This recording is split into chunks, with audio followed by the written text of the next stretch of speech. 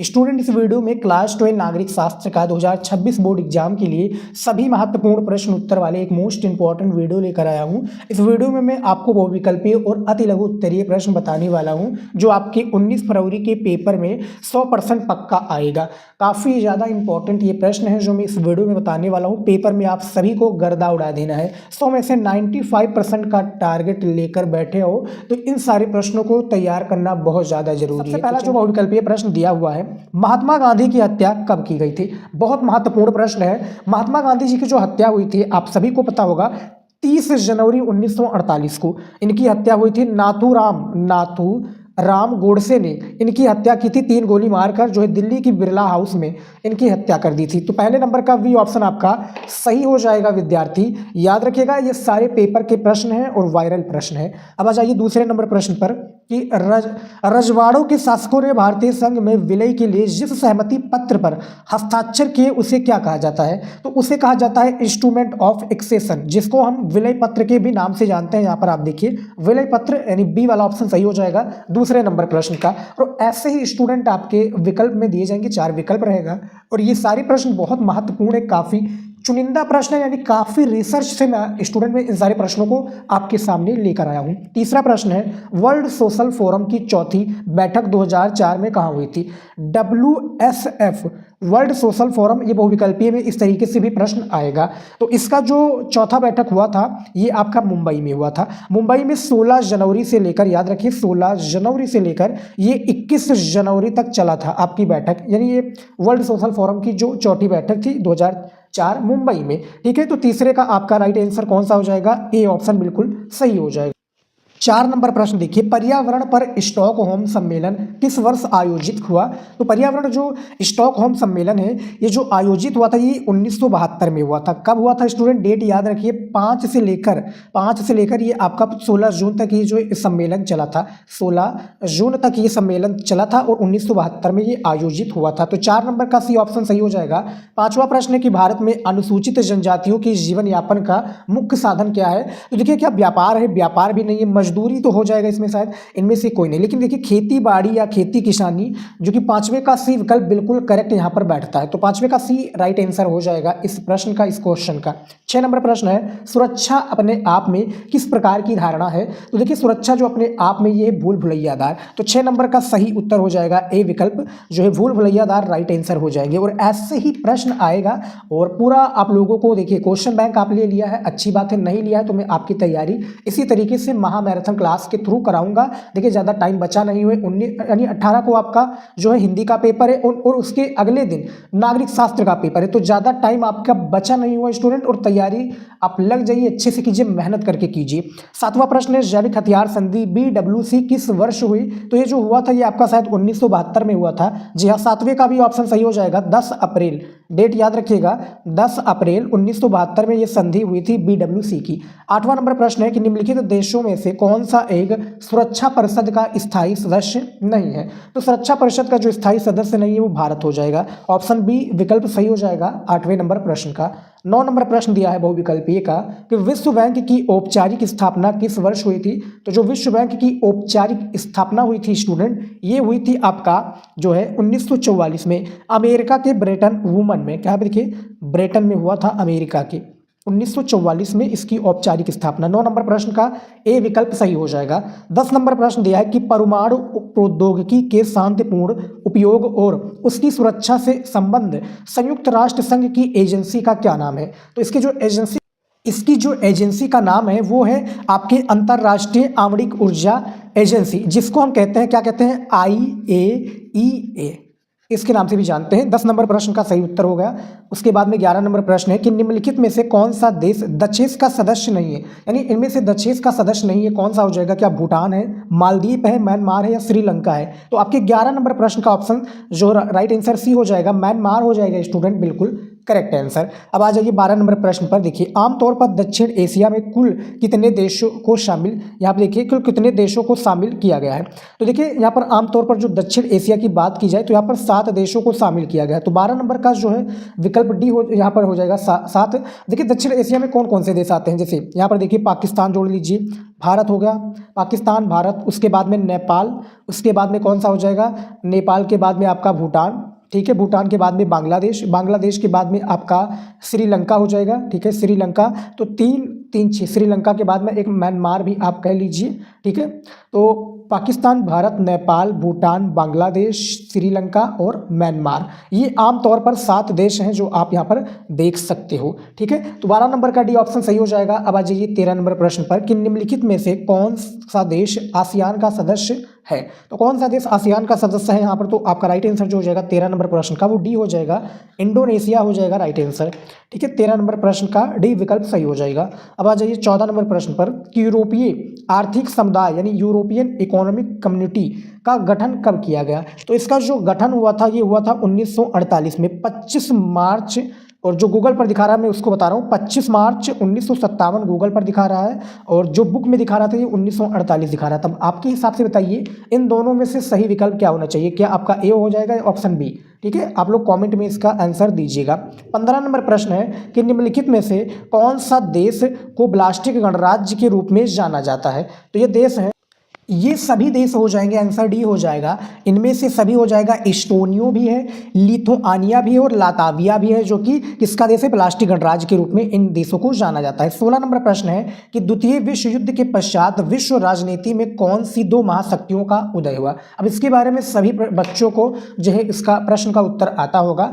इनमें से जो राइट आंसर हो जाएगा 16 नंबर प्रश्न का वो हो जाएगा सी, सोवियत संघ और संयुक्त राज्य अमेरिका का द्वितीय विश्व युद्ध कब हुआ था, कॉमेंट में आप लोग जल्दी से बता दीजिए, ठीक है। द्वितीय विश्व युद्ध 1945 से शुरू हुआ था, आप कमेंट में बताइए कब तक चला था। 17 नंबर प्रश्न है कि स्वतंत्र भारत में होने वाले प्रथम 3 चुनावों में किस दल का प्रभुत्व रहा है। देखिए पूरे बुक का मैं सारे प्रश्न आपको बताने वाला हूं, और हर एक चैप्टर से एक एक 2 प्रश्न को लिया है, जो इंपॉर्टेंट प्रश्न है, जो पेपर में आने वाले प्रश्न है उनको मैं बात यहाँ पर यानी उनकी मैं बात कर रहा हूँ। तो 17 नंबर जो प्रश्न होगा उसका डी ऑप्शन हो जाएगा, कांग्रेस हो जाएगा स्टूडेंट, बिल्कुल सही विकल्प, 17 का डी ऑप्शन सही हो जाएगा। 18 नंबर प्रश्न है कि संविधान के मूलभूत ढांचे की धारणा का उदय किस मुकदमे में हुआ, इसके बारे में बात करना है आपको। तो ये जो मुकदमा हो जाएगा ये आपका किन मुकदमों में हुआ था, तो देखिए क्या देखिए गोलकनाथ मुकदमा था, या केशवानंद भारती मुकदमा था, या मिनवा मिल्स मुकदमा था, या इंदिरा साहिनी मुकदमा था। 18 नंबर प्रश्न है, सोच समझकर उत्तर दीजिएगा। यदि आपको पता है, नहीं पता है तो बी पर टिक लगा दीजिएगा, केशवानंद भारती मुकदमा हो जाएगा 18 नंबर प्रश्न का सही विकल्प। 19 नंबर प्रश्न है कि पंचवर्षीय योजनाओं के कार्यकाल में योजना अवकाश का समय है। तो योजना अवकाश का जो समय है ये है 1966 से 1969 तक। 19 नंबर का आपका डी विकल्प सही हो जाएगा। 20 नंबर प्रश्न दिया है कि भारत ने शुरुआती दौर में विकास की जो नीति अपनाई उसमें निम्नलिखित में कौन सा विचार शामिल नहीं था। तो देखिए भैया इसमें जो विचार शामिल नहीं था वो उदारीकरण नहीं शामिल था। 20 नंबर प्रश्न का आपका बी विकल्प बिल्कुल सही उत्तर हो जाएगा, ठीक है। ऐसे ही प्रश्न मैं आपको बताऊंगा और आप लोग वीडियो को लास्ट तक देखिएगा। महामैराथन क्लास है स्टूडेंट, विश्वास रखिए इसमें से आप लोगों का 95% आएगा, बस आप इसको तैयार कर लीजिएगा। बहुत महत्वपूर्ण है और ज़्यादा से ज़्यादा आप हमारे मॉडल पेपर का वीडियो देखिए सेकेंड चैनल पर, ठीक है। तो ये आपके 20 नंबर प्रश्न का मैंने आप सभी को उत्तर दे दिया है। अब चलिए अगला प्रश्न देख लेते हैं। 21 नंबर प्रश्न दिया है कि एशियाई संबंध सम्मेलन ब्रैकेट में है एशियन रिलेशंस कॉन्फ्रेंस कब आयोजित किया गया। तो ये जो आयोजित किया गया था स्टूडेंट, ये आयोजित किया गया था मार्च 1947 में। 21 नंबर का वी विकल्प सही हो जाएगा। अगला प्रश्न देखिए 22 नंबर कि निम्नलिखित में से किसे भारतीय विदेश नीति का मुख्य निर्माता माना जाता है। तो किसको माना जाता है भैया, इनमें से जो सही विकल्प हो जाएंगे वो बी हो जाएंगे, पंडित जवाहरलाल नेहरू हो जाएंगे। यानी 22 नंबर का बी विकल्प सही हो जाएगा। पंडित जवाहरलाल नेहरू को भारतीय विदेश नीति का मुख्य निर्माता माना जाता है, और पंडित जवाहरलाल नेहरू भारत के प्रथम प्रधानमंत्री रहे, जो कि 1947 से लेकर 1900 जो है एक प्रकार से 62 तक रहे, 62 या 64 तक यानी 64 में इनकी तो मृत्यु हो गई थी, तो 62 या 64 तक इनकी जो है इन्होंने जो है भारत का कार्यभार संभाला। तो 22 नंबर का बी विकल्प सही हो जाएगा। क्या मैं सही हूँ कमेंट में बताइएगा, गलत भी हूँ तो भी बताइए, उसको मैं देखूंगा सुधारूंगा, क्योंकि मुझे ज़्यादा पता नहीं है कि, ठीक है। जो है भारत के प्रधानमंत्री पंडित जवाहरलाल नेहरू, मुझे इतना याद है कि 1947 से 1964 तक इनका कार्यकाल रहा और 1964 में जो है इनकी मृत्यु हो गई थी। अब कमेंट में बताइए क्या सही हूँ। 23 नंबर प्रश्न है कि वर्ष 1964 से 1966 तक भारत के प्रधानमंत्री कौन रहे। तो देखिए 1964 से 66 तक यहाँ पर बात हो रही है, तो लाल बहादुर शास्त्री हो जाएंगे। लाल बहादुर शास्त्री जी जो है सेकेंड प्रधानमंत्री बने पंडित जवाहरलाल नेहरू के मृत्यु के तत्पश्चात। 24 नंबर प्रश्न है कि कांग्रेसी नेताओं के एक समूह को सिंडिकेट कहा जाता था। इस समूह की अगुवाई करने वाले प्रमुख नेता कौन थे। तो भैया इसकी जो अगुवाई करने वाले नेता थे वो के कामराज थे, यानी आपके 24 नंबर प्रश्न का सी विकल्प बिल्कुल सही हो जाएगा। अब आ जाइए 25 नंबर प्रश्न पर कि इंदिरा इज इंडिया और इंडिया इज इंदिरा नारा किसने दिया। तो ये जो नारा दिया था काफी लोगों को पता भी होगा, DK बरुआ ने दिया था। 25 नंबर का ए ऑप्शन आपका बिल्कुल सही हो जाएगा स्टूडेंट। चलिए अगला प्रश्न देखते हैं। 26 नंबर प्रश्न है कि 1975 में आपातकाल की घोषणा संविधान के किस अनुच्छेद के तहत की गई। ऑप्शन यहाँ पर देखिएगा 352 हो जाएगा, 356 हो जाएगा, 360 हो जाएगा या 370 हो जाएगा।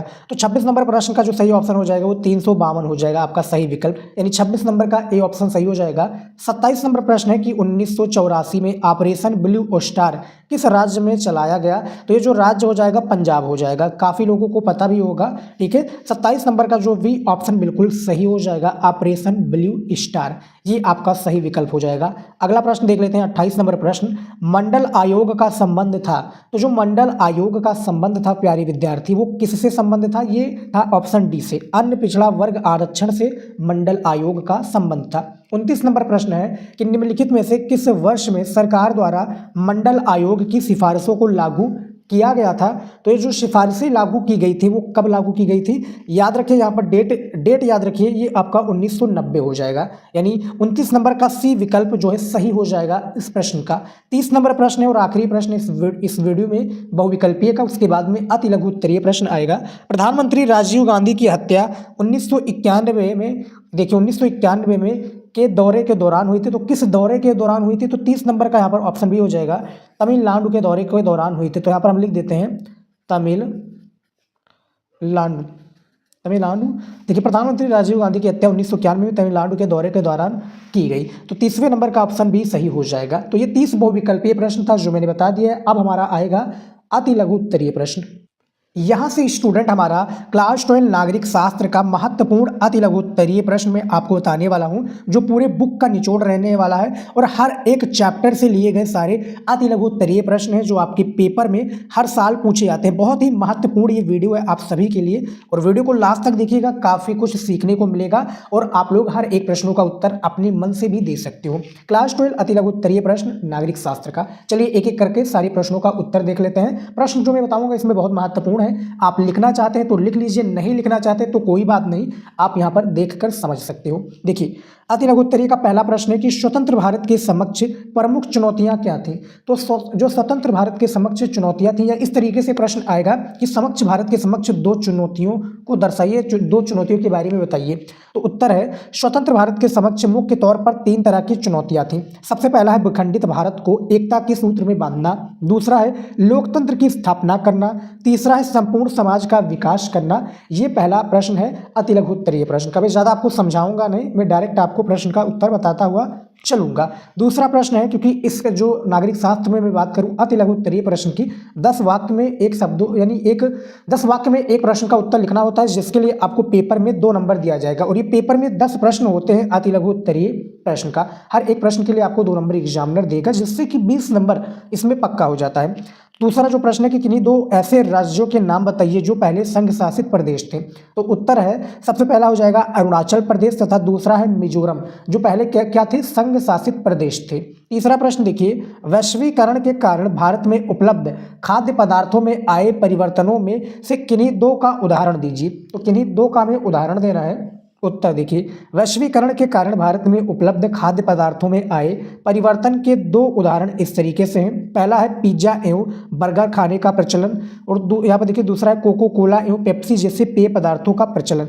ये वैश्वीकरण के भारत में आए खाद्य पदार्थों में परिवर्तन के 2 कारण हैं। ठीक है, आप लोग ज़्यादा से जानकारी के लिए नहीं समझ पा रहे प्रश्न का उत्तर तो वीडियो को रोक कर भी समझ सकते हो स्टूडेंट, आपके लिए समझना जरूरी है, कोई कहीं पर नहीं जा रहा है, वीडियो आपके पास है, जब मन हो जब रोके, जब मन हो जब चलाइए। अब आ जाइए चौथे नंबर प्रश्न पर कि साक्षी संपदा से आप क्या समझते हैं, इसका जी उत्तर देख लेते हैं। और मैं जो सारे प्रश्न बताऊंगा बहुत ही इंपॉर्टेंट प्रश्न है, फालतू के प्रश्न इस वीडियो में मैं आपको नहीं बताने वाला हूं, ना आपका टाइम वेस्ट होगा ना मेरा टाइम वेस्ट होगा, मैं ऐसे प्रश्न बताऊंगा जो आपके पेपर में आएगा ही आएगा। तो साक्षी संपदा का परिभाषा पूछा जाएगा अथवा करके पूछा जाएगा कि साक्षी संपदा से आज से बताइए, तो इसका उत्तर यही है, उत्तर है कि साक्षी संपदा उन संसाधनों को कहा जाता है जिन पर एक का नहीं बल्कि पूरे समुदाय का अधिकार होता है। संयुक्त परिवार का चूल्हा, चारागाह, मैदान, कुआं या नदी आदि साक्षी संपदा का उदाहरण है। तो इसका परिभाषा आप देख सकते हो कितना अच्छे तरीके से बताया गया है। चलिए अगला प्रश्न देखते हैं। पांचवा प्रश्न है कि वैश्विक उष्मायन के किन्हीं, देखिए उष्मायन के किन्हीं दो दुष्परिणामों का उल्लेख कीजिए। उत्तर है सबसे पहला पृथ्वी के तापमान में वृद्धि तथा दूसरा है समुद्री जल स्तर में वृद्धि। यह है वैश्विक उष्मायन के किन्हीं दो दुष्परिणामों का उल्लेख। अब आ जाइए 6 नंबर प्रश्न पर जो दिया है कि मानवाधिकार के 3 प्रमुख कोटियों के नाम बताइए। 2 नंबर प्रश्न यानी 2 नंबर का ये प्रश्न है स्टूडेंट, ठीक है, गले में थोड़ा प्रॉब्लम है, जुकाम मुझे बहुत हो जाता है, इसीलिए ये आप लोगों को जो है प्रॉब्लम फेस करना पड़ सकता है, उसके लिए मैं माफ़ी चाहूँगा। उत्तर देखते हैं 6 नंबर प्रश्न का कि मानवाधिकार की 3 प्रमुख कोटियां निम्नवत हैं। सबसे पहला है राजनीतिक अधिकार, अभिव्यक्त और सभा करने की आज़ादी आदि। दूसरा है आर्थिक और सामाजिक अधिकार और तीसरा है उपनिवेशीकृत जनता अथवा जातीय और मूल्यवासी अल्पसंख्यकों के अधिकार। ये है मानवाधिकार के 3 कोटियों के नाम। 7वां प्रश्न देख लेते हैं। देखिए 7वां प्रश्न है कि सुरक्षा का क्या अर्थ है, इसका परिभाषा देखिए सुरक्षा का अर्थ खतरे से आज़ादी। वर्तमान समय में मनुष्य की सुरक्षा खतरे में है, चाहे वो युद्ध के कारण हो या आतंकवाद के कारण। सुरक्षा के 2 प्रकार हैं, सबसे पहला है बाहरी सुरक्षा और दूसरा है आंतरिक सुरक्षा। सुरक्षा से रिलेटेड ये आपका प्रश्न है, अति लघु उत्तरीय प्रश्न। अति लघु यानी इसको हम शॉर्ट आंसर टाइप क्वेश्चंस के भी नाम से जानते हैं इंग्लिश में। आ जाइए 8वां प्रश्न कि संयुक्त राष्ट्र संघ के वार्षिक बजट में सर्वाधिक योगदान करने वाले 2 देशों का नाम बताइए। इसके 2 देश देख लेते हैं। सबसे पहला है संयुक्त राज्य अमेरिका तथा दूसरा है चीन।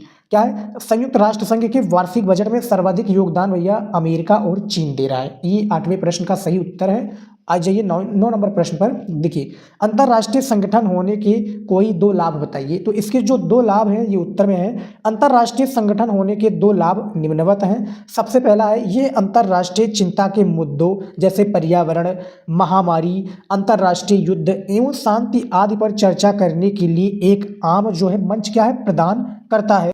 दूसरा है ये सहयोग के लिए सामान्य मानक, नियम तथा प्रक्रिया का निर्धारण करता है। तो अंतर्राष्ट्रीय संगठन होने के 2 लाभ मैंने बता दिया है। अब आ जाइए 10 नंबर प्रश्न पर। दक्षिण एशिया के 2 सबसे छोटे देशों का नाम बताइए। तो 2 छोटे सबसे जो देश हैं दक्षिण एशिया में, देखिए 7 ही देश, ये 7 देश लगता है, ठीक है, पाकिस्तान हो गया, भारत हो गया, भूटान, नेपाल, म्यांमार, बांग्लादेश, श्रीलंका, बस खत्म, ये 7 देश हैं। तो उत्तर में देखिए भूटान तथा दूसरा मालदीव। मालदीव भी शायद दक्षिण एशिया में भी आता है, कमेंट करके बताइए क्या मैं सही हूँ, ठीक है। तो 10 नंबर प्रश्न का ये 2 सबसे छोटे देशों का नाम है, ये भूटान और जो है मालदीव। आज ये 11 नंबर प्रश्न पर कि सार्क संगठन की स्थापना कब हुई थी, इसके बारे में बताइए। बहुत महत्वपूर्ण प्रश्न है स्टूडेंट। और यूट्यूब पर देखिए यूपी बोर्ड की तैयारी के लिए बेस्ट चैनल है, सब्सक्राइब नहीं किए तो कर लीजिएगा। मेरा जो सेकंड चैनल है जियोग्राफी हिंदी ये मेरा मेन चैनल है, और जो मेरा सेकंड चैनल है शिवम स्टडी नॉलेज, नहीं सब्सक्राइब किया तो दोनों चैनल को सब्सक्राइब कर लीजिए। वहाँ पर भी मैं आपको ज्ञान देता हूँ, इंपॉर्टेंट सारे प्रश्नों का उत्तर बताता हूँ हर एक सब्जेक्ट का। तो सार्क संगठन की स्थापना के बारे में बताना, उत्तर है सार्क अर्थात साउथ एशियन एसोसिएशन। देखिए सार्क किसको हम कहते हैं इस तरीके से, SAARC, शार्क, क्या सार्क होगा, जी हाँ, साउथ अर्थात देखिए south Asian association for regional cooperation. दक्षिण की स्थापना 8 दिसंबर 1985 बांग्लादेश की राजधानी ढाका में हुई थी। इसका मुख्यालय काठमांडू नेपाल में है। सार्क में कितने सदस्य हैं? सार्क में स्टूडेंट में सदस्यों की बात करूं तो आपके 8 या 9 सदस्य हैं। जैसे आपका अफगानिस्तान हो गया, बांग्लादेश, उसके बाद में भूटान, फिर भारत, फिर म्यांमार, उसके बाद में नेपाल, पाकिस्तान और श्रीलंका। ये इसमें सदस्य में 8 देश हैं स्टूडेंट, जो मैंने सही बताया था। क्या सही बताया था? जी हाँ। अब आ जाइए 8 देश हैं। अब आ जाइए 12 नंबर प्रश्न पर। 8 या 9 देश हैं जैसे कि मैंने बताया। 8 दिसंबर 1985 को इसकी स्थापना बांग्लादेश की राजधानी ढाका में हुई थी। ये बहुविकल्पीय में भी आपका प्रश्न आता है। आसियान के 2 संस्थापक देशों का नाम लिखिए। उत्तर है सबसे पहला इंडोनेशिया तथा दूसरा है मलेशिया, जो कि आसियान के 2 संस्थापक देशों का नाम है। अब आ जाइए, देखिए सार्क अलग है और जो आसियान है ये अलग है। 13 नंबर प्रश्न है कि यूरोपीय संघ की स्थापना कब हुई थी, परिभाषा में देना है।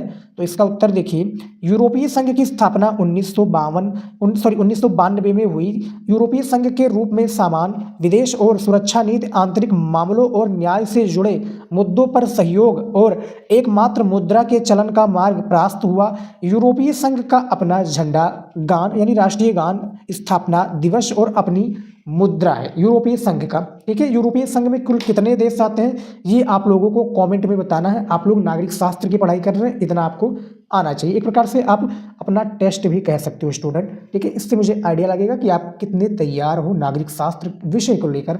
14 नंबर प्रश्न देख लेते हैं। देखिए, पूर्वी यूरोप के उन 2 देशों के नाम बताइए जो विभाजित होकर अलग अलग देश के रूप में जाने जाते हैं या जाने गए। तो उत्तर पहला देखिए चेक गणराज्य तथा दूसरा है आपका स्लोवाकिया। क्या? स्लोवाकिया हो जाएगा। तो ये 14 नंबर प्रश्न का सही विकल्प है, सही उत्तर है।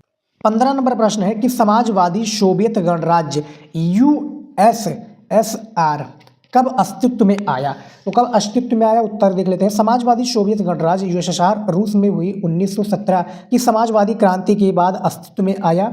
समाजवादी के आदर्शों और समतामूलक समाज की जरूरत से प्रेरित थी। तो ये कब आया, यूएसएसआर। इसमें कुल 15 गणराज्य होते थे। ठीक है, जो टूटकर 1991 में अलग हो गए थे, यानी अलग देश बन गए थे। 15 नंबर प्रश्न का सही उत्तर आप देख सकते हो। अब आ जाइए 16 नंबर प्रश्न पर।